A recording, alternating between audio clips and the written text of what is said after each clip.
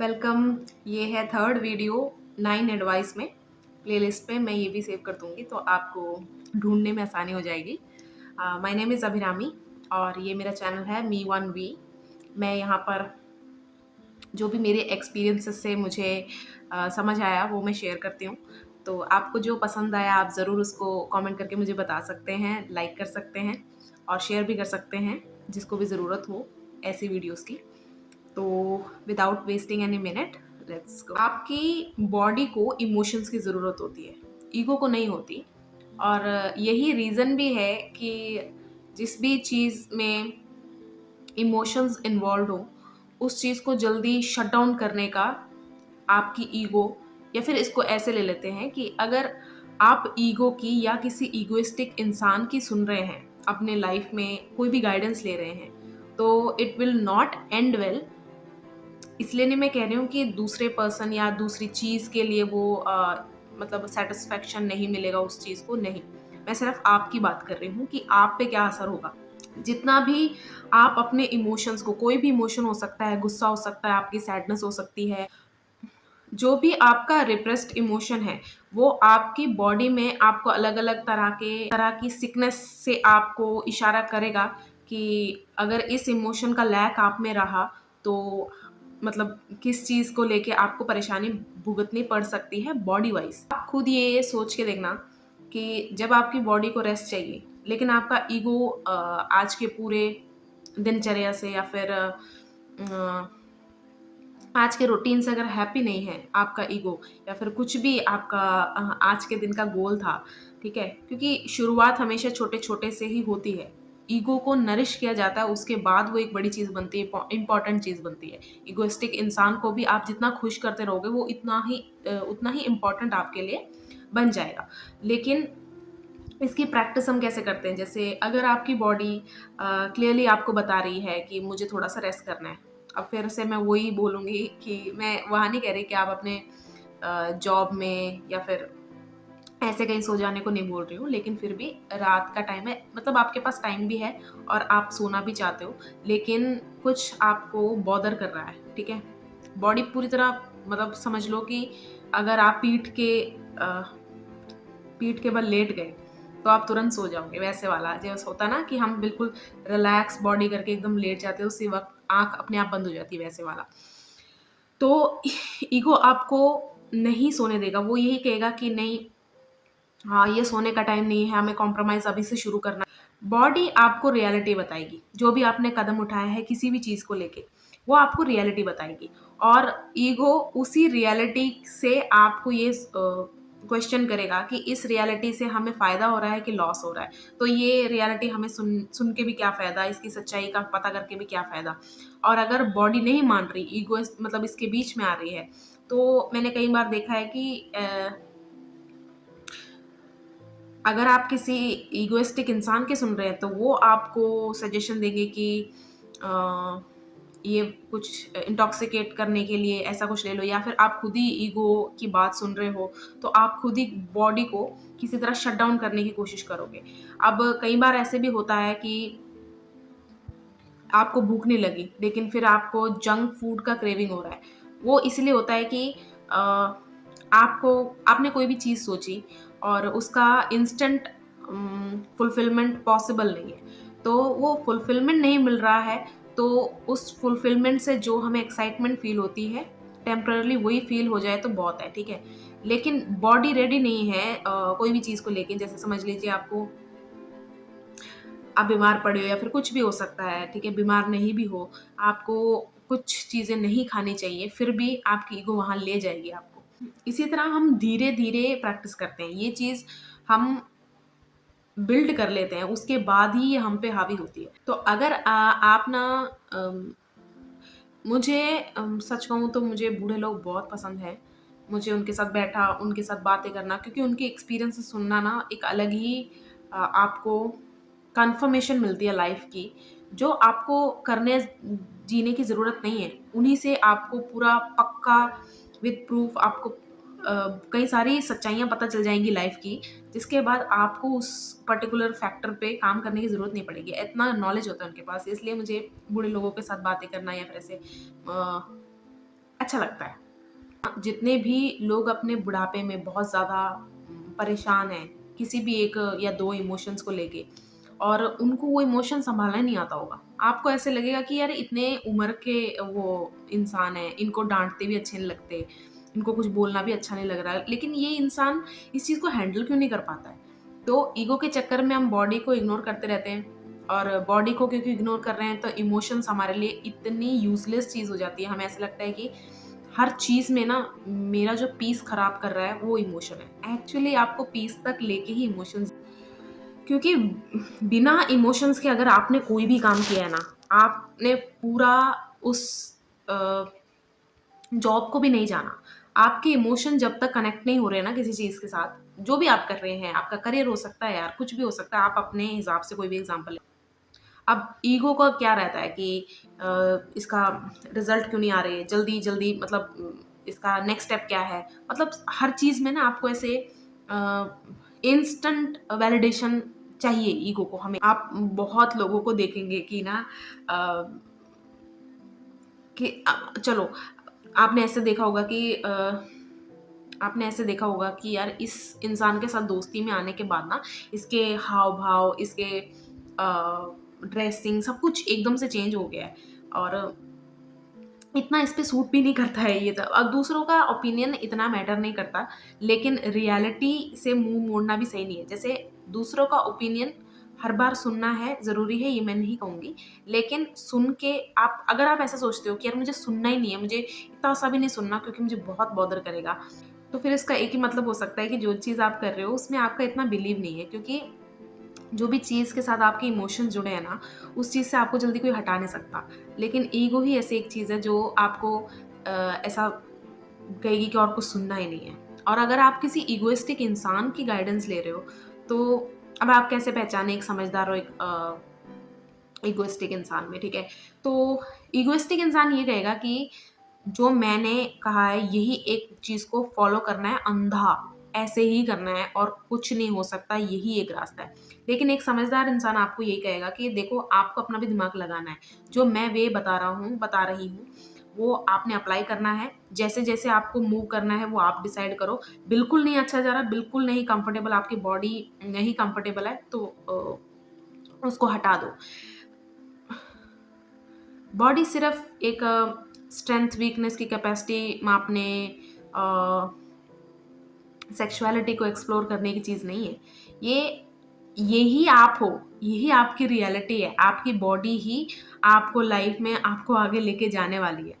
इसीलिए बहुत सारे लोग हैं, मैं ना बचपन में बहुत ये क्वेश्चन करती थी कि इन सेंट लोगों को, तपस्वियों को, ये ऐसे साधना में एक ही पोज़ीशन बैठ के क्या मिलता है? कुछ नहीं मिलता। मतलब मेरा ही माइंड है ना? तो मैं अपने ही माइंड से अगर क्वेश्चन आंसर खुद ही देती जा रही हूँ, तो उसमें विज़डम कहाँ से आएगी? मुझे पहले पता नहीं चलता था। बाद में मुझे अभी रियलाइज़ हुआ कि वो पहले माइंड को शांत करने में बिलीव रखते हैं। वो पेशेंस और ईगो डेथ को ज़्यादा प्रायोरिटी देते हैं सबसे पहले। उसके बाद ही कोई नॉलेज आ सकती है, क्योंकि ईगो ऐसा है, कोई चीज़ आप समझ रहे हो, जैसे टीचर क्लास में पढ़ा रहा है, वो आपको फर्स्ट 2 स्टेप आपको समझ में आ गए, तो आपको लगेगा अरे! ये तो मैं ऐसे-ऐसे कर कर सकता हूँ, और आपने एकदम से उठ के बोल दिया कि मैं ऐसे कर देता हूँ, मैं ऐसे कर देता हूँ। जब रियलिटी आपने जाके वहाँ पर सॉल्व किया तो वो हुआ नहीं। बहुत सारे लोग हैं जो ये इस चीज़ में पूरी तरह बिलीव रखते हैं कि अगर कहीं पे आपको सक्सेसफुल होना है ना, तो आपको इमोशंस में बहना नहीं है। अब बहना और इमोशंस को प्रायोरिटाइज़ नहीं करना 2 अलग बातें हैं। क्योंकि बहने का मतलब होता है आप एक ही इमोशन को प्रायोरिटी दे रहे हो। वो भी ईगो है कि चलो गुस्से को ले लेते हैं पहले, कि मुझे इस इंसान से गुस्सा है, इसने मुझे हर्ट किया था, कुछ भी बोल दो, ठीक है? इसने मुझे हर्ट किया था, मुझे नहीं करना, तो उसमें बह जाने का। लेकिन सारे इमोशंस अगर आप जेन्युइनली, ये आप भी मानोगे इस चीज़ से, चाहे आपका कोई बेस्ट फ्रेंड है, चाहे आपका कोई फेवरेट पर्सन है, कुछ भी हो, बहुत सारी जगह पे, बहुत सारे कन्वर्सेशन में ऐसा हुआ है कि हमें नहीं पसंद आ रहा वो इंसान जो कह रहा है, ठीक है? हर चीज़ मतलब वो कहते हैं ना कि जस्ट मैंने ग्लासेस नहीं लगाए हुए कि हाँ, सब ठीक है, सब अच्छा है। नहीं, कुछ-कुछ चीज़ें मुझे अच्छी नहीं लगी। यानी कि हर इमोशंस सारे इमोशंस आपके एक्टिवली आपके रिएक्शन से पता लग रहा है आपको। अब आपको कैसे पता चले कि मैं ये हेल्दी अमाउंट ऑफ इमोशंस मैं फील कर पा रहा हूँ, ठीक है, वो कर पा रही हूँ। उसका एक ही होगा कि जैसी बात है आपका वैसा ही रिएक्शन आए। जैसे कोई हर्टफुल बात है, उससे आपको पहले रोना आना चाहिए ना, हंसी तो नहीं आनी चाहिए। तो अगर आपको ऐसा लगता है कि आपकी बॉडी इमोशंस की वजह से खराब हो रही है, नो, मेजर पार्ट एक्चुअली सारा ही क्रेडिट जाता है ईगो को। और ईगो को सबसे प्यारा क्या है? वो इंसान जो अपने आप को बहुत स्पेशल, बहुत खास, बहुत यूनिक, बहुत इंपॉर्टेंट समझता हो। इगोइस्टिक इंसान को क्या चाहिए? जो वैसे इंसान, ईगो और इगोइस्टिक इंसान में कोई ज़्यादा बड़ा फ़र्क नहीं है, ठीक है? दोनों ही आपको इसी तरह मिसगाइड करते हैं और इसी तरह चुनते भी हैं कि ये इंसान को बहकाया जा सकता है क्योंकि ऑलरेडी क्रेव कर रहा है ये चीज़।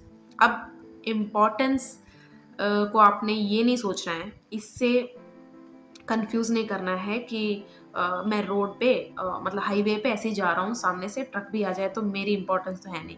उसे बेवकूफ़ी कहते हैं, ठीक है? इंपॉर्टेंस मैंने वो कहा जहाँ पर आपको पता है कि इस स्टोरी में मैं मेन कैरेक्टर नहीं हूँ और मुझे ज़बरदस्ती बनने की ज़रूरत नहीं है, हट जाओ वहाँ से। या फिर आपका रोल हो चुका है, आपका साइड रोल था, इसे एक्सेप्ट करके हट जाओ वहाँ से।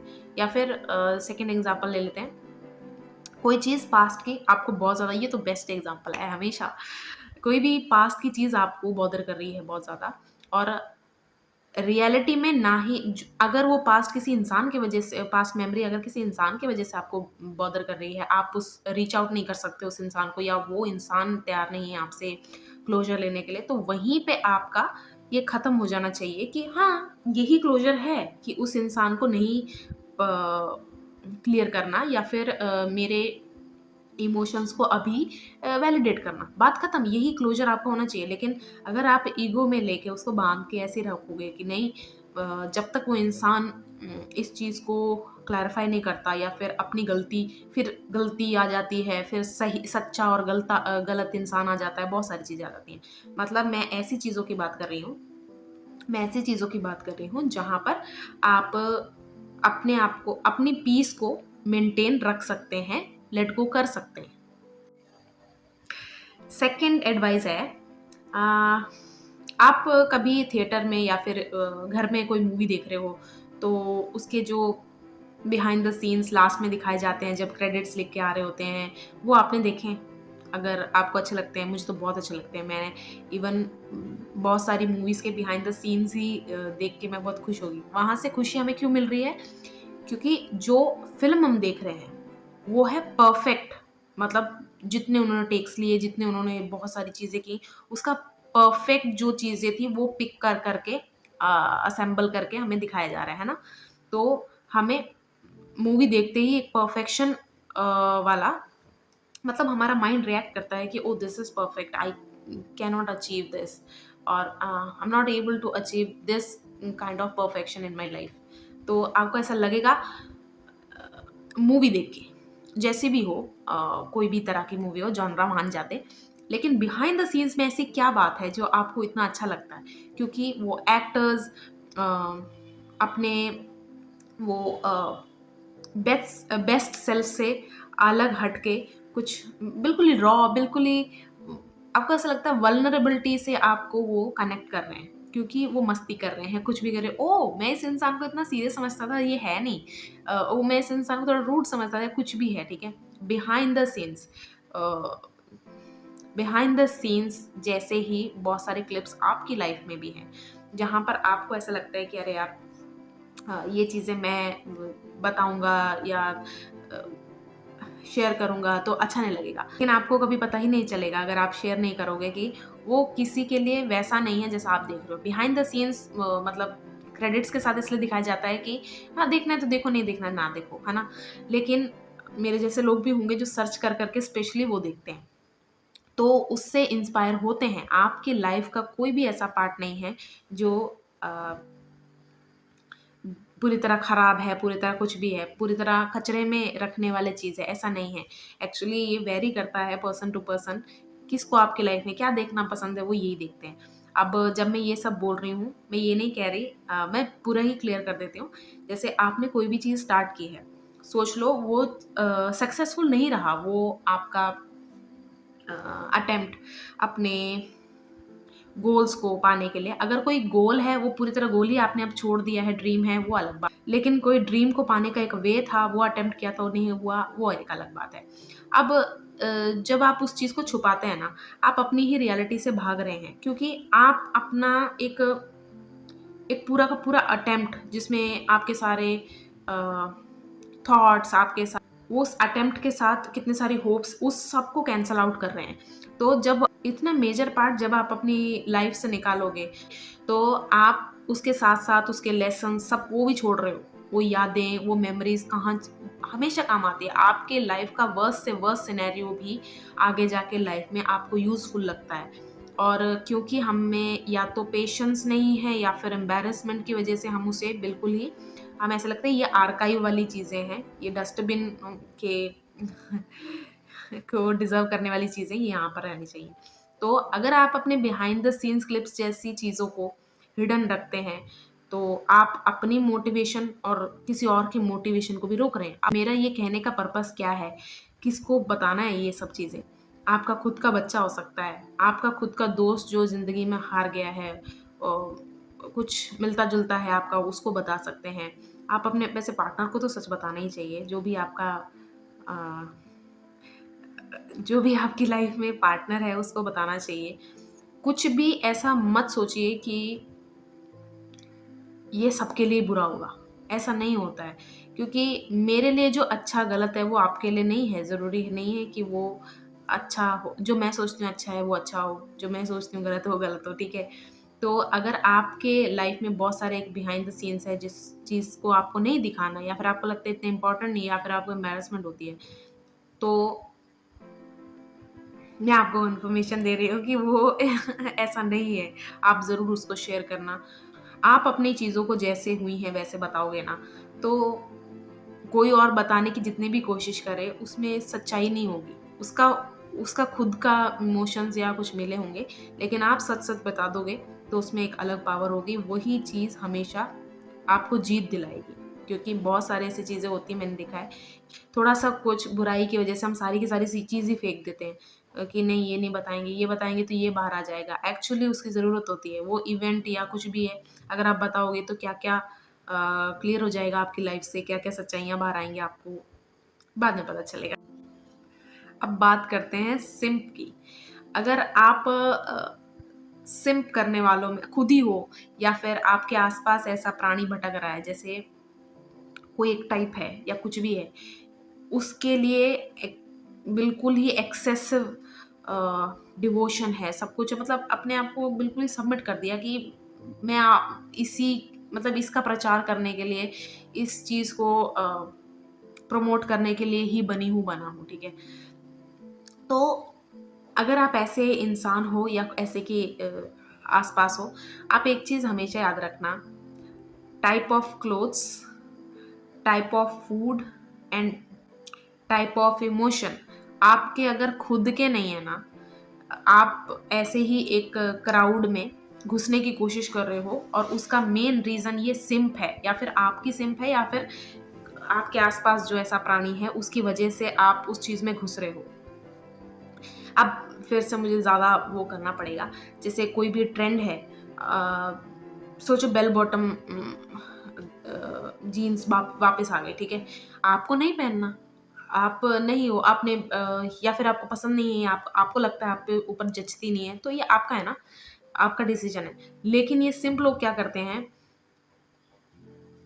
डिवोटी हैं, सब कुछ है, उस टाइप के लिए, उस इंसान के लिए, अगर किसी इंसान के लिए सिम्प करते हैं तो वो तो ठीक है। लेकिन अगर उनको कहीं से भी सेंस हो जाता है ना कि जिस चीज़ का मैं डिवोटी हूँ, मतलब हूँ, उसका कोई उसको कोई अपना नहीं रहा है, या फिर उसको इतना इम्पोर्टेंस नहीं दे रहा है, तो एकदम से ना ये वायलेंट हो जाते हैं।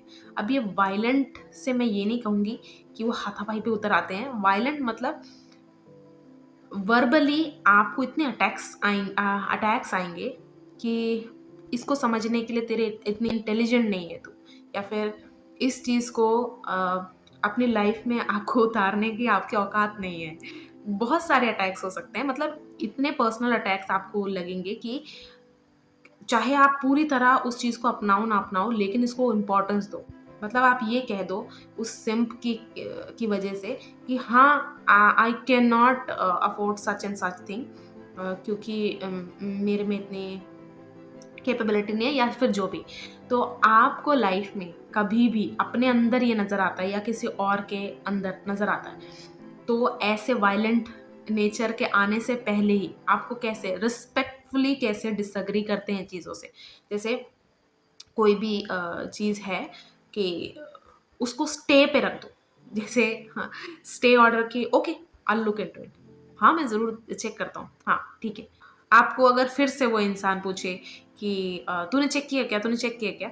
और मैं फिर से ये कह रही हूँ, ऐसी चीज़ जिसमें आपका बिल्कुल इंटरेस्ट नहीं है, ये नहीं कि अरे जॉब की एप्लीकेशन आई है तूने भरी क्या? ओह! तू तो सिम्प है, मैं तो नहीं देखूँगा, ये वाली बातें नहीं हो रही है। मुझे पता है आप बहुत इंटेलिजेंट हो, फिर भी मुझे क्लैरिफ़ाई करना पड़ता है कि ऐसा कुछ नहीं कह रही हूँ। मतलब कोई भी चीज़ है आपका बिल्कुल इंटरेस्ट नहीं है, लेकिन कोई ज़बरदस्ती प्रमोट कर रहा है आपके सामने और आपको भी ऐसे कह रहा है कि क्योंकि देखो वैलिडेशन ना सबको चाहिए होती है, लेकिन उसकी भी एक परसेंटेज होती है। किसी को हमेशा 100% वैलिडेशन तुरंत चाहिए, किसी-किसी को चलो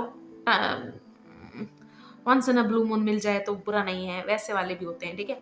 तो वैलिडेशन के क्रेविंग के चक्कर में आपके ऊपर अटैक्स आएँगे और अगर आप में इतनी इंटेलिजेंस है कि आपको दिख रहा है कि ठीक है, मुझे इससे कोई लेना-देना नहीं है, लेकिन फिर भी अ, मैं एक पोलाइट वे में डिसएग्री कर सकता हूँ रिस्पेक्टफुली, क्योंकि जब आप किसी चीज़ की बुराई करते हो ना, तो इंसान बिल्कुल वल्नरेबल हो जाता है। अगर वो क्योंकि वो उसको पसंद करता है ना, उस चीज़ को या फिर उस इंसान को, तो उसके लिए आप अगेंस्ट बोलने लगोगे तो वो बहुत एकदम से वल्नरेबल स्टेट में आ जाएगा और अगर वो अपने वल्नरेबिलिटी से ज़्यादा कंफर्टेबल नहीं है, तो वो गुस्सा ही होगा सीधा।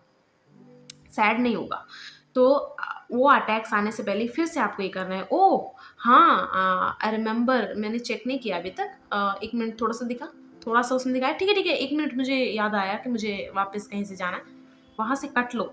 ना लड़ने की कोशिश करो, ना उस चीज़ को डिफेंड करने की कोशिश करो, कुछ भी नहीं। जितना हो सकता है पीसफुली वहाँ से निकल जाओ। कोई ऐसी चीज़ है जहाँ आपको लगता है कि अरे यार! ये इंसान कितनी गलत चीज़ के पीछे जा रहा है, कितनी गलत चीज़ से इम्प्रेस्ड है। तो सबसे पोलाइट चीज़ जो आप यूज़ कर सकते हो वैसे ही उससे बात करनी। कभी भी जो इंसान किसी चीज़ के पीछे भाग रहा है ना अंधा, तो आप ये याद रखना कि ये तुरंत नहीं हुआ है। इसकी प्रैक्टिस हुई है, इसको टाइम लगा है, तो वो आपके एक स्टेटमेंट से कभी भी नहीं हारेगा। और इस जगह अगर आप ये ठान लें कि अरे यार इसको दूसरा पर्सपेक्टिव पर्सपेक्टिव मुझे दिखा के रहना है, तो वहाँ भी आप गलती करोगे। वो चीज़ धीरे-धीरे करो। अगर आप स्पून फीडिंग वाली थ्योरी में वो रखते हो, विश्वास रखते हो तो वो भी कर सकते हो। लेकिन जितना हो सके मैं तो यही कहूँगी कि आप इन लोगों को और इस चीज़ को अवॉइड ही करो अपनी लाइफ में। क्योंकि एग्ज़ाम्पल मैं आपको बता दूँ, कुछ लोगों को देवदास टाइप लोग बहुत पसंद आते हैं कि हाँ यार, इसका दिल टूटा है, मैं इसका ख़्याल रखूँगा या रखूँगी, ठीक है? कुछ लोगों को गुस्से वाले लोग बहुत पसंद आते हैं कि यार इसका गुस्सा ना मुझे बहुत इम्प्रेस करता है। वो कब सिम्प में बदल जाता है पता नहीं चलता। और मतलब कोई भी ऐसी चीज़ जो आपके लिए हार्मफुल हो सकती है, लेकिन एक टेम्परेरी सैटिस्फैक्शन की वजह से आप उसके पीछे इमेजिनेशन में घूमे जा रहे हो, फिरे जा रहे हो, आइडियलिस्टिक बना देते हो उस चीज़ को। तो ये नहीं करना है आपको लाइफ में। और अगर कोई कर रहा है, तो जैसा मैंने कहा, स्टे वाला थ्योरी करके चुपचाप पोलाइटली आप वहाँ से कट लो।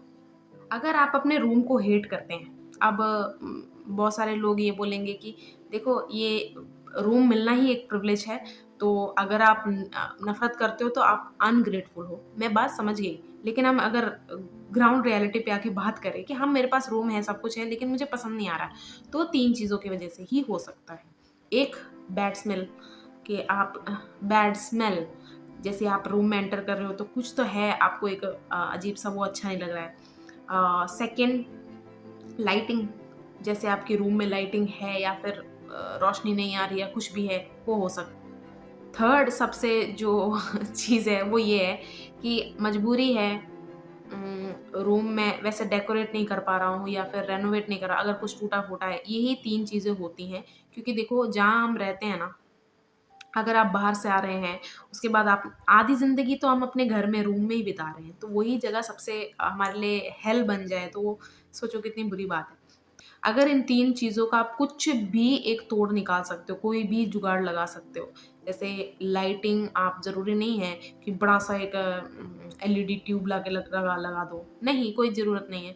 आप जो भी पॉसिबल है आपके, मतलब मैं इसलिए कह रही हूँ, रूम को मैं इसलिए इम्पोर्टेंस देती हूँ क्योंकि बाहर जो भी हुआ है वो रूम में भी कांस्टेंट दिमाग में तभी रन करेगा अगर रूम की एनर्जी ऐसी हो, लो हो, जहाँ मुझे आना पसंद नहीं है लेकिन मजबूरी में आता हूँ, तो बाहर और रूम में कोई फ़र्क नहीं रह जाएगा। This is a, actually so important but still we tend to ignore. तो अगर आप कर सकते हैं, यही तीन चीज़ें होती हैं। अगर आपको सोर्स मिल गया कि अगर बाहर से खिड़की खुली है इसलिए आपको लग रहा है कि यार कहीं से स्मेल आ रही है, तो आप उसका कुछ ना कुछ करो। अ, ओडोनिल नहीं लगा सकते सॉरी, रूम फ्रेशनर नहीं लगा सकते, कुछ भी नहीं लगा सकते, लेकिन पर्दे लगा लो वहाँ पर या कोई कपड़ा टाँग दो कि कुछ ना कुछ फ़िल्टर्ड हो जाए वो एयर, कुछ ना कुछ हो जाए। या फिर कोई अच्छा-सा गमला रख दो पे जिस पे अच्छे फूल लगते हैं, उसकी खुशबू, कुछ भी रख सकते हैं आप। लेकिन इन 3 चीज़ों की वज़ह से आपने बहुत सारी चीज़ें, जैसे रूम का, और अगर मैं डिटेल में जाऊँ ना हमारी लाइफ़ में, तो आप कैसा पिलो यूज़ करते हैं ये भी बहुत इम्पोर्टेंट है। हार्ड पिलो, बहुत ज़्यादा सॉफ्ट पिलो, कैसे आपकी नेक कैसे पोज़ीशन में है, सर कैसा ये भी बहुत सारा मैटर करता है। लेकिन हम उसको झेलने के लिए तैयार हो जाते हैं कि चल यार कोई बात नहीं, नींद आ रही है ना, थोड़ी देर बाद तो मुझे याद भी नहीं रहना मैं कहाँ पड़ा हुआ हूँ, कब पड़ी हुई हूँ। तो ये सब इम्पोर्टेंट नहीं है। एक्चुअली ये सब बहुत इम्पोर्टेंट होता है। अगर आप हार्ड पिलो पे सोचो, आप आपकी नसें दब रही हैं, कहीं पे आप जाके सो रहे हो, तो कितना बुरा है वो सब। हम ध्यान नहीं देते, लेकिन ये इम्पोर्टेंट है। नेक्स्ट है बहुत सारे लोग कहते हैं ना कि रिसोर्सेज़ कम होते जा रहे हैं या फिर कुछ भी है। मुझे ऐसा लगता है, ये पूरी तरह मेरा ओपिनियन है। मुझे ऐसा लगता है कि अगर हम अपना बॉडी टाइप जान लें ना, अगर हम अपना टाइप जान लें कि मुझे कौन-सी चीज़ कितनी अ, क्वांटिटी में, मात्रा में, क्योंकि हमने फिगर आउट बहुत या तो बाद में किया होता है या फिर हमें टाइम नहीं है या तो किया ही नहीं है, ऐसा होता है। मुझे ऐसा लगता है कि रिसोर्सेज़ कम नहीं है, लेकिन हम एक-दूसरे का खाना खा रहे हैं। इसका मतलब क्या है, जैसे उम, कई लोग देखे होंगे ना जो बोलते हैं कि मुझे दूध पसंद ही नहीं है, लेकिन उनको भी ज़बरदस्ती दूध पिलाया जा रहा है कि पी, पी, पी। उनकी बॉडी के कितनी बॉडी को ज़रूरत है। देखो बॉडी को कोई भी चीज़ ज़रूरत है ना, वो क्रेव करती ही करती है, ऐसा हो ही नहीं सकता। हाँ, हम अफ़ोर्ड नहीं कर पाते, वो एक अलग बात है। जैसे अ, मुझे इस वक़्त अगर दूध पीना है, रात का टाइम है, सारी दुकानें बंद, सब कुछ, और मेरा बचा-कुचा दूध गिर गया या कुछ भी हो गया, मैं कहाँ से लाऊँ दूध? ठीक है? तो क्रेविंग तो हो रही है, मजबूरी से क्रेविंग नहीं रुकती। तो मैं वही चीज़ कहने की कोशिश कर रही हूँ कि हमें सबसे पहले अगर हमने ये अपना बॉडी टाइप सब कुछ फिगर आउट कर लिया ना, मुझे नहीं लगता रिसोर्सेज़ दुनिया में कम हो जाएँगे। हमें एक-दूसरे का खाना खाना छोड़ना पड़ेगा। जैसे एक-दूसरे का टाइप ज़बरदस्ती बन के प्रिटेंड करना, वो भी बंद करना पड़ेगा। मुझे नहीं लगता कि, क्योंकि मैंने खुद पे ही आज़माया है कि इतना फूड इनटेक लो, इतना ये करो, कटिंग करो, इतना अगर बल्क में ऐसे ज़्यादा फ़र्क नहीं पड़ता मुझे। हाँ, लेकिन आप किसी स्पोर्ट के लिए तैयारी कर रहे हो या कुछ भी है, वो एक अलग बात है, ठीक है? वो एक स्पोर्ट से फिर एसोसिएट हो जाता है। लेकिन अगर आप अपनी बॉडी टाइप की बात कर रहे हैं, मुझे नहीं लगता कि जो चार्ट में लिखा है, जैसे कोई चार्ट लिखा होता है ना कि इतने में सुबह उठ के ये पियो, फिर ऐसे करो, मुझे नहीं लगता कि वो आइडियल है, हर किसी के लिए नहीं, क्योंकि देखो दुनिया ना एक्सेप्शन से भरी पड़ी है। आप कोई चीज़ एक वे निकाल लो कि ये काम ना इसी तरह ही हो सकता है। देख लेना, या तो नेक्स्ट जनरेशन या फिर एक डेकेड के बाद ही एक नया तरीका आ ही जाएगा। और आप नो मोर एक प्रो खिलाड़ी कहलाए जाओगे जिसने ये फिगर आउट कर लिया था, ऐसा होता है। तो ये मेरा पर्सनल ओपिनियन है, आपको मानना है नहीं मानना कोई बात नहीं मैंने शेयर कर दिया।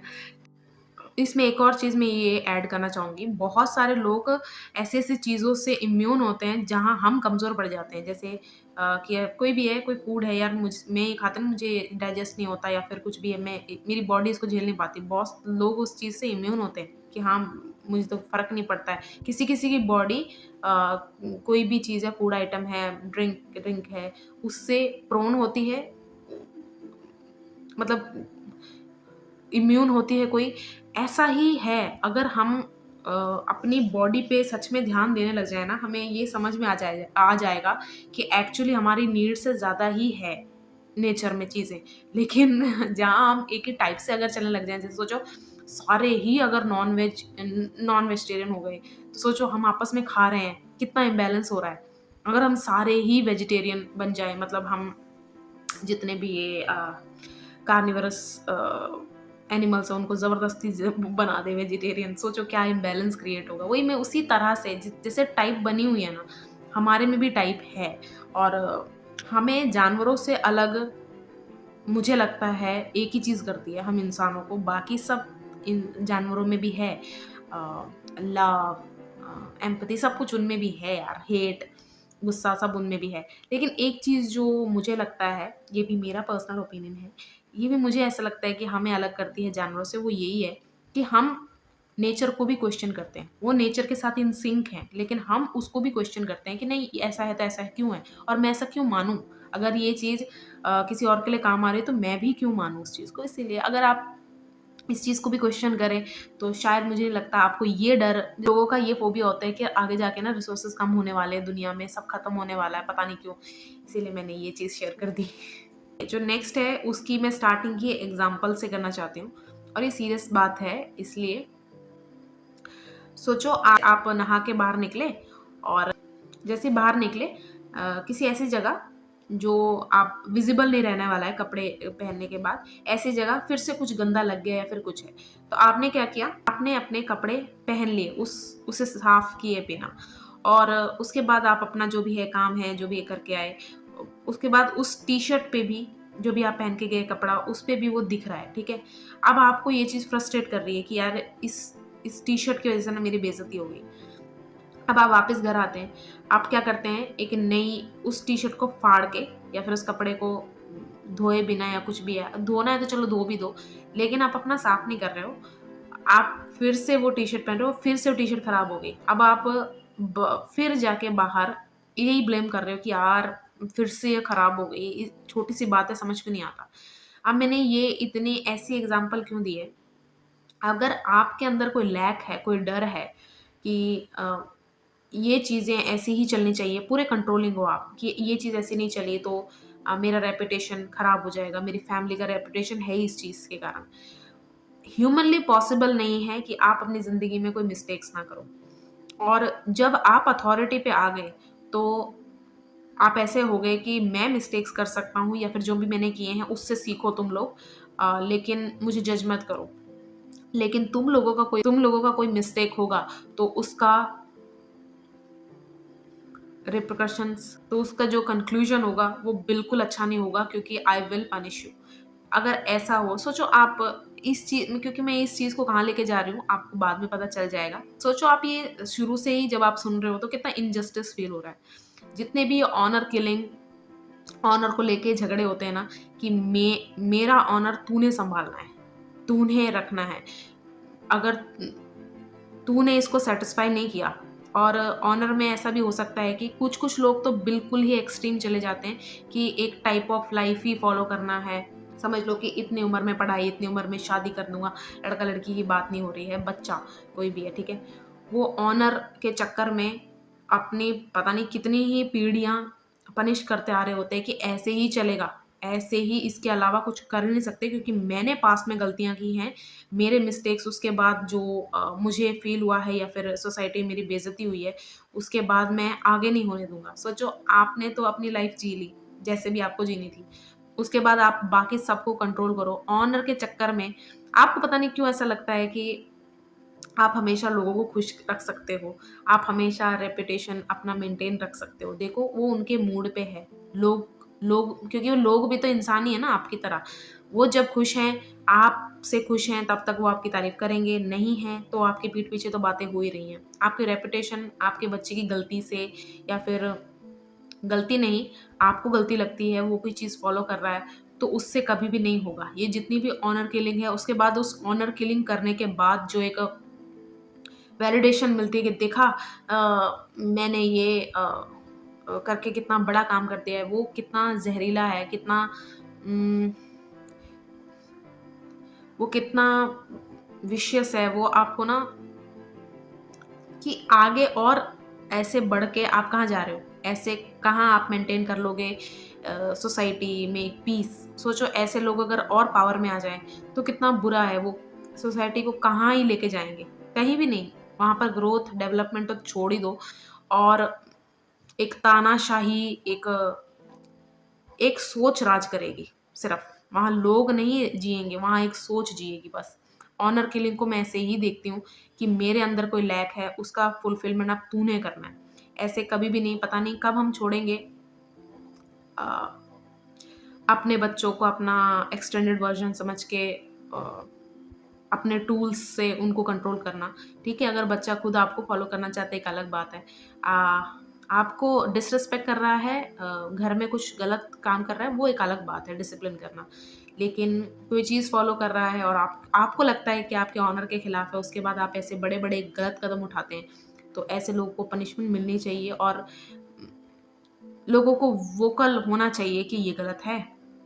मैं समझ सकती हूँ कि मैं ऐसी जगह रह रही हूँ जहाँ पर नहीं हो रहा, जहाँ मैं वहाँ रह रही हूँ तो बिल्कुल सही बात कर रहे हैं आप। लेकिन अ, ऐसे ऑनलाइन अगर नहीं भी बोल सक रहे, तो डिस्क्रीट होके या फिर एक अलग भी आप बोल सकते हो। मैं जस्ट ऐसे ही बताया आपको कि आप जैसे और भी लोग जागेंगे ना, वोकल होंगे इस चीज़ को लेके, तो ये चीज़ रुक सकती है। आराम से रुक सकती है क्योंकि स्टार्ट भी तो हुई थी, पहले तो नहीं थी ना, एग्ज़िस्ट नहीं कर रही थी। तो स्टार्ट तो किया गया है ना, जो चीज़ स्टार्ट हुई है, जिस चीज़ ने जन्म लिया है, उसको मृत्यु भी मिलती ही है, उसको मरना ही है। नेक्स्ट इज़ आपके लाइफ़ में आपने एक लिस्ट बना रखी होती है कि इन-इन चीज़ों को मैं कमज़ोर समझती हूँ। तो वो चीज़ों को आप कमज़ोर क्यों समझते हैं? ये आपको ज़रूर क्वेश्चन करना चाहिए, कहाँ से आ रहा है? मुझे घर पे सिखाया गया है, बाहर सीखा है या फिर ये मैंने खुद सीखा है कि कोई चीज़ें मुझे बहुत सारे लोग हैं, बहुत सारे बच्चे हैं, जो नहीं बेइज़्ज़ती अच्छे से वो कर पाते, हैंडल कर पाते। मैं अपना पर्सनल बताती हूँ। मैं जब डिप्लोमा में पढ़ रही थी, तो मुझे तो इंजीनियरिंग करनी नहीं थी, वो एक अलग ही दुःख था। लेकिन मैं एक पापा के साथ डील फ़ॉलो कर रही थी कि अगर मैं 6 साल इंजीनियरिंग के लगा लूँ, उसके बाद मैं आई कैन फ़ॉलो मेरा जो भी रास्ता था, ठीक है? तो मेरे दिमाग में वही था, मुझे ऐसा था कि बस पासिंग मार्क्स या जो भी है थोड़ा-थोड़ा समझ लेंगे और क्या होता है, फ़ील्ड किस बारे में है, वो सब ऐसे बेसिक मुझे पता था। लेकिन साइंटिफ़िक मैथ था, उसमें बहुत कुछ था, तो वहाँ मेरा दिमाग नहीं चलता था। दिमाग इसलिए नहीं चलता था, मैं लगाना नहीं चाहती थी कि यार मुझे नहीं पढ़ना है यार, मैं क्यों पढ़ूँ? ऐसा और मैथ एक ऐसी चीज़ है, जहाँ मेरे ये वाले क्वेश्चन्स बहुत ज़्यादा राइज़ होते थे कि ये मैं कहाँ यूज़ करूँ, मैं कहाँ यूज़ करूँ, वैसे वाला, ठीक है? अब जैसे अनवांटेड अगर हटा देते हैं ना, जितना उस फ़ील्ड के लिए यूज़ होना है वो इधर, लेकिन चलो उम, कि सारा पता करके रखें तो कहीं भी कमी नहीं रहेगी, इस मेंटालिटी से शायद पढ़ाते होंगे। तो मेरी बहुत बेइज़्ज़ती होती थी क्लास में। जैसे वो टीचर यही चाहते थे कि चाहे बेइज़्ज़ती से ही सही, रोज़ बोलूँगा तो सुधर जाएगी या फिर पढ़ने लगेगी, वैसा होता। लेकिन जो मेरे बारे में सच्चाई है वो तो मुझे ही पता है ना। तो बहुत सारे बच्चे हैं इस चीज़ को अच्छे से नहीं हैंडल कर पाते हैं। कौन सोचेगा कि मेरी रोज़ सुबह-सुबह जाऊँ और मेरी बेइज़्ज़ती हो और मैं उस चीज़ को एंडेयर करूँ, ऐसे नहीं होता है, मैं समझ सकती हूँ। लेकिन जिस इंसान ने, जिस बच्चे ने इसके आगे निकल गया ना, क्योंकि देखो 10th तक मुझे स्कूल में मेरी एक अलग ही जगह थी, जो कभी फेल नहीं हुई, फेल क्या ऐसे पासिंग मार्क्स भी नहीं, एक टाइप। और वही बच्चा जैसे एकदम से डिप्लोमा में आया है, तो मेरे स्कूल टीचर्स अगर मेरे डिप्लोमा टीचर्स से फीडबैक्स लेंगे, वो दोनों कहेंगे, "आप किस बच्चे की बात कर रहे हो?" ऐसे हो जाएगा। डिग्री तो छोड़ ही दो। वहाँ तो कुछ अलग ही सीन हो गया था। तो ऐसे ही जैसे मैं अगर अपने आप को अगर लिमिट कर लेती, हाँ, जब भी वो मेरी बेइज़्ज़ती होती थी ना क्लास में, तो मैं चुप हो जाती, मैं मुँह नीचे करके मैं ऐसे ही एक्सप्रेशन दे देती। तो वो टीचर बहुत अच्छे थे, वो मेरा भला चाहते थे, इस वजह से ही करते थे। ऐसे पर्सनल अटैक्स नहीं करते थे, मतलब क्या ड्रेस पहना है, ऐसे कुछ नहीं। बस यही कि पढ़ा मत कर नालायक, ऐसे-ऐसे। और कुछ टीचर्स ऐसे भी होते हैं जो पर्सनल अटैक, वो नहीं थे वैसे। तो मैंने आपको बताया कि अपने आप को क्वेश्चन करो कि अगर आप किसी चीज़ को कमज़ोरी लेते हो तो क्यों लेते हो? कहाँ से आपको लगता है कि ये चीज़ें कमज़ोरी होती है? क्योंकि जो भी चीज़ आपको लगती है ना आपकी कमज़ोरी है, आगे लाइफ में जाके बहुत सारे अपॉर्च्युनिटीज़ हैं। आप इसी वजह से ही अ, ओके बाय-बाय कर दोगे कि या तो आपको लगेगा कि यहाँ यहाँ से ना मेरी ये वाली कमज़ोरी बाहर आ रही है, या फिर इस इंसान में ना सब कुछ अच्छा है लेकिन ये एक चीज़ ना होती ना तो मुझे ट्रिगर ना होता, इसलिए मैं ये पूरे को पूरे इंसान को, या अपॉर्च्युनिटी को ही मैं जाने देती हूँ। कभी भी नहीं। कमज़ोर होना भी एक कमज़ोरी नहीं है। सबसे बड़ी बात तो ये है कि कमज़ोर होने से ही आपको अपने लैक्स पता चलते हैं। जैसे बोलते हैं कि बुरा टाइम ही बताता है कि आपका अपना कौन है, आपका पराया कौन है, वैसी चीज़ है। आपकी कमज़ोर फ़ेज़ ही लाइफ़ का आपके अंदर बताएगा कि क्या चीज़ें आपको सर्व नहीं कर रही हैं और क्या चीज़ें आपको मेहनत करनी चाहिए। नेक्स्ट चीज़ सच में ही एक ऐसी एडवाइस है, अगर आप मुझसे बड़े हो तो छोटी बहन के नाते छोटे हो तो बड़ी बहन के नाते मेरी बात सुन लो। कोई भी इंसान आपको ये बोल के आपका पोपट बना रहा है ना कि मेरी पहली प्रायोरिटी तू ही है, लेकिन ये जो सेकंड ऑप्शन है, I have to go with this, I have to go with this option. नहीं तो क्योंकि तू तो देख समझदार है, तू तो समझता है, समझती है, लेकिन इस चीज़ को इस इंसान के साथ मुझे ऐसे मतलब जो भी है आप प्रायोरिटी नहीं हो। अब मेरी आप एक बात समझो, फर्स्ट प्रायोरिटी तू ही है, लेकिन फिर भी जब कोई चीज़ फर्स्ट है और प्रायोरिटी है, वो सेकंड कैसे आ सकती है? आप अपने आप को ये क्वेश्चन करो कि नहीं। हाँ, और इस चीज़ को भी मैं आगे बताऊँगी कि अपने आप को जैसे आपका कोई फ़ेवरेट इंसान है, स्कूल में जैसे होता था ना कि मेरे बेस्ट फ्रेंड का मैं बेस्ट फ्रेंड नहीं हुई तो ये बहुत बड़ी बात होती थी, ठीक है? और बड़े होने के बाद अगर आपके क्रश के आप क्रश नहीं हो या फिर आप पसंद भी नहीं हो, बहुत बड़ी बात होती है। या फिर आपकी फैमिली में अगर लेते हैं कि मैं मम्मी को ज़्यादा पसंद करती हूँ तो लेकिन मम्मी की फ़ेवरेट मैं नहीं हूँ, वैसे वाला, ठीक है? मैं पापा का फ़ेवरेट चाइल्ड बना है, ऐसे वाला जो भी है एग्ज़ाम्पल्स। आपको थ्रू आउट द लाइफ़ ये एक चीज़ ना इतनी ज़्यादा हेल्प करेगी कि वही ईगो वाली बात है जो मैंने पहले ही बताया कि मैं आपका खत्म हो जाएगा। जहाँ आपको ये पता चलेगा कि मैं इम्पोर्टेंट हूँ, लेकिन मेरे लिए। लोग मुझे प्रायोरिटी दें, ऐसा मैं अगर हट जाऊँ ना, ऐसा सोचना, तो आपकी लाइफ़ बहुत ईज़ी हो जाएगी। और आपको ऐसा नहीं है कि शुरू से ही ऐसे ही समझना है कि मेरी तो किसी को ज़रूरत ही नहीं है, ऐसे नहीं मैं कह रही हूँ। जब ये वाला डायलॉग ऐसे या फिर इसी से मिलता-जुलता कोई डायलॉग आपके मुँह पे मारा जाता है कि इम्पोर्टेंट तो तू ही है, लेकिन पहले मुझे ये सब कर लेने दे। अगर इम्पोर्टेंट आप हो, तो आपसे ज़्यादा इम्पोर्टेंट कोई चीज़ कैसे हो सकती है? नेक्स्ट चीज़ है श्रृंगार को लेके। मैंने शायद पहले भी किसी में वीडियो में बोला ही होगा, इम्पोर्टेंट तो है। श्रृंगार एक ऐसी चीज़ है जो आपके इंटेलिजेंस को दिखाती है। क्योंकि जैसे आप बोलते हैं ना कि डोंट जज a book by its cover, but कोई बुक अगर कवर से ही आपको बोरिंग लगती है ना, बहुत ही बुद्धिजीवी टाइप लोग होते हैं जो बुक खोल के भी देखते हैं, लेकिन अगर आपको कवर ही डिप्रेस कर रहा है तो आप हट जाओगे उधर से कि नहीं, नहीं मुझे नहीं देखना। टाइटल या कुछ भी है, मतलब जो भी फ्रंट पे है वो तो इम्पोर्टेंट है ना। श्रृंगार आपके मेन एंड वुमेन बोथ, इन दोनों के लिए बोल रहे हैं, ये नहीं होता। अब ना बहुत जगह ऐसे बोलते हैं कि अ, ये सब वेस्ट से आया है, वो सब इधर से आया है। यार कहीं से भी आया हो, आप पे जचता है ना, आप पे जचता है, आपको अच्छा लगता है। अब वेस्ट से जब मैंने कहा, वो मेकअप कुछ हो सकता है, कोई कपड़े हो सकते हैं। आपको नहीं पसंद, आप बोलो कि यार मुझे नहीं पसंद, मैं कंफर्टेबल नहीं हूँ। अगर आपको पहनना है पहनो, पर मेरे साथ मत पहनो, या फिर मैं नहीं आपके साथ जा सकता। ये होता अच्छा। एक होता है छः! चल निकल यहाँ से, ये सब गंदी चीज़ें हैं, ये सब, वो एक अलग बात है। तो जिसको जो पहनना है, जिसको जो करना है, वो उस बात पे बात नहीं हो रही। श्रृंगार पे बात मैं इसलिए कह रही हूँ। श्रृंगार आपकी इंटेलिजेंस को दिखाता है, क्योंकि आप कुछ भी पहन के जैसे भी बन के जा रहे हो, वो आपके सारे दिन को डिसाइड करेगा कि आपका मूड कैसे रहने वाला है। सोचो आपने खींच के बाल ऐसे बाँध दिए, ठीक है? अब आप जो भी है, आप अपना काम कर रहे हो, कुछ भी है, आपको सिर दर्द होगा या फिर जो भी है, लेकिन आप बार-बार ये सोच रहे हो नहीं ये ट्रेंड में है, ये ऐसे अच्छा लगता है। मतलब अपनी बॉडी को बॉडी की ब्यूटी को एनहांस करने के लिए या फिर पूरे प्रेजेंटेबल लगने के लिए आप कोई मेहनत नहीं कर रहे हो, बस आपने कर लिया क्योंकि ट्रेंड में है, ऐसा नहीं। अगर आप क्योंकि इससे कॉन्फिडेंस झलकता है। अगर इंटेलिजेंस ही कॉन्फिडेंस का बहुत बड़ा सोर्स है कि आपको ना कोई चीज़ का आंसर आता है, तो आपको ऐसे होगा कि चाहे पूरी क्लास दे दे, नहीं भी दे, मैं तो सेफ हूँ। यही कॉन्फिडेंस होता है। और जब आपको ऐसे लगता है कि जिसको ज़्यादा जिसमें ज़्यादा इंटेलिजेंस नहीं है ना, वो इंसान कॉन्फिडेंट भी नहीं हो पाता। जैसे हम बहुत लोगों को देखते हैं ना ये बोलते हुए कि यार इसमें ना दिमाग नहीं है पर इसका मुँह बड़ा चलता है, या फिर ये जाके इसमें कॉन्फिडेंस बहुत है। ऐसा बिल्कुल भी नहीं है। उसकी इंटेलिजेंस का एक अलग तरीका होगा अप्रोच करने का, वो हो सकता है इसलिए आपको इंटेलिजेंट नहीं लग रहा होगा। मैं उनकी बात नहीं कर रही हूँ जो स्टेज पे आके गालियाँ देते हैं, वो सब नहीं कह रही, वो इंटेलिजेंस है ही नहीं। जब मैं इंटेलिजेंस बोल रही हूँ आपको समझ में आ रहा है ना क्या है, बस मैं उसी के बारे में बात कर रही हूँ। तो आप अपनी बॉडी को कैसे श्रृंगार से